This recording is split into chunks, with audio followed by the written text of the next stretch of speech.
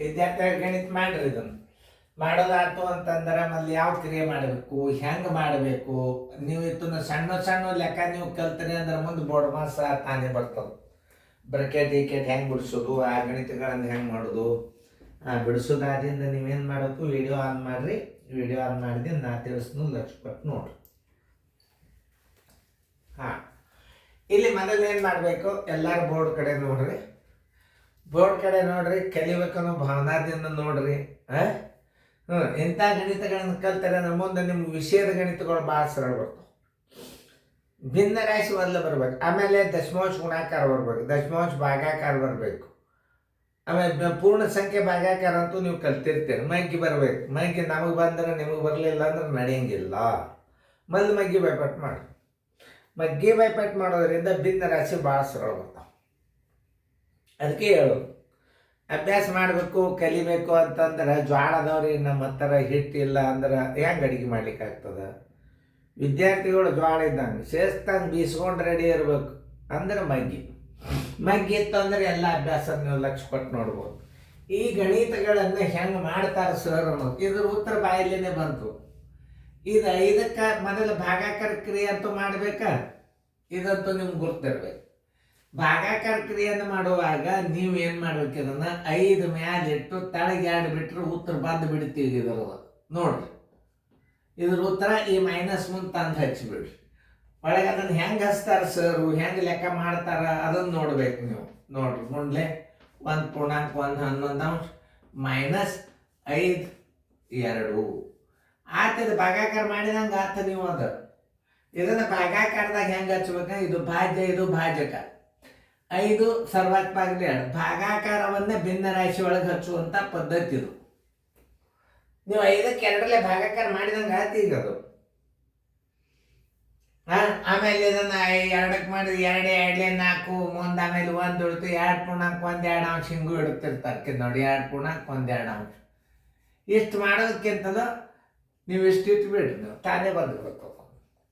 ಇದೊಂದ್ರ ಒಂದೇ, ಇದೊಂದ್ರ ಒಂದೇ. ಆಮೇಲೆ ಇದನ್ನು 2 ತಳಗಿಟ್ಟು ಮಿಶ್ರ ಭಿನ್ನ ರಾಶಿ ಮಾಡ್ಕೊಂಡು ಕಿಶನ್ ಮತ್ತೆ ಕೂತು ಬಿಡ್ತಾರೆ. ಹಿಂಗೂ ಬರ್ತದೆ, ಹಿಂಗೂ ಬರ್ತದೆ. ಆಮೇಲೆ ಗುಣಾಕಾರ ಕ್ರಿಯೆಯನ್ನು ಮೊದಲ ಚಂದಂಗೆ ತಿಳ್ಕೊಂಡು ಮಾಡ್ಬೇಕು, ಆಮೇಲೆ ಗುಣಾಕಾರ ಮಾಡಬೇಕು. ನೋಡಿ, 4 2 8 1 3 11 11 4 ಅಂಶ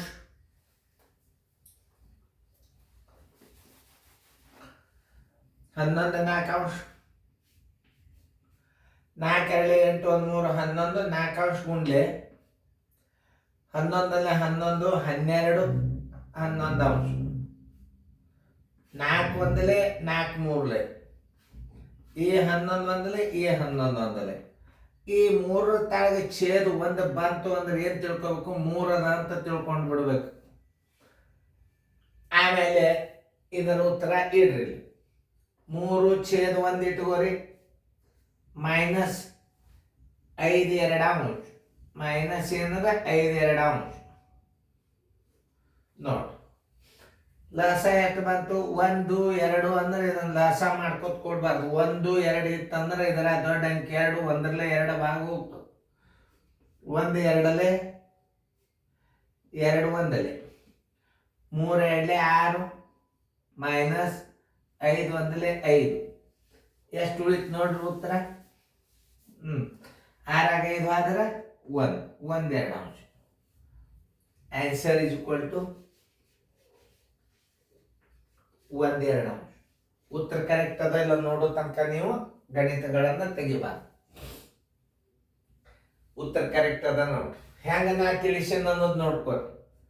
ಈ ಪೂರ್ಣ ಸಂಖ್ಯೆ ಭಾಗಾಕಾರ ಬಂದಿತ್ತು ಅಂದ್ರೆ ನಾ ಹೆಂಗ್ ಮಾಡೀನಂದ್ರೆ ಹಿಂಗೂ ಹಚ್ಬೋದು, ಹಿಂಗೂ ಹಚ್ಬೋದು.